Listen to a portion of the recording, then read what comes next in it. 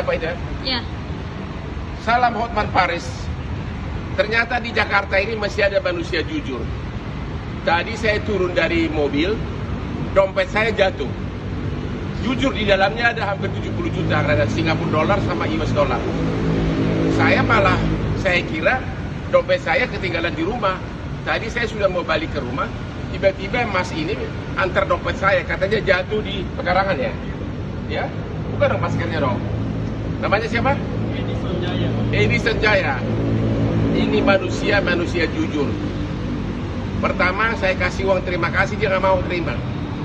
Padahal kalau dibuka dompet saya, yang Sing dolar aja ada 5, belum lagi US. Apa sebenarnya? Edi Sanjaya. Teruskanlah tabiatmu yang jujur itu. Hanya manusia jujur yang hatinya tentram.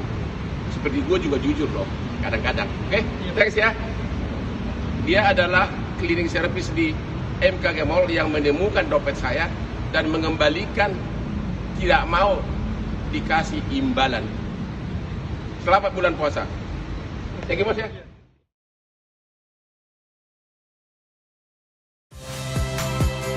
Saya Nitya Anissa, saksikan program-program Kompas TV melalui siaran digital, pay TV, dan media streaming lainnya.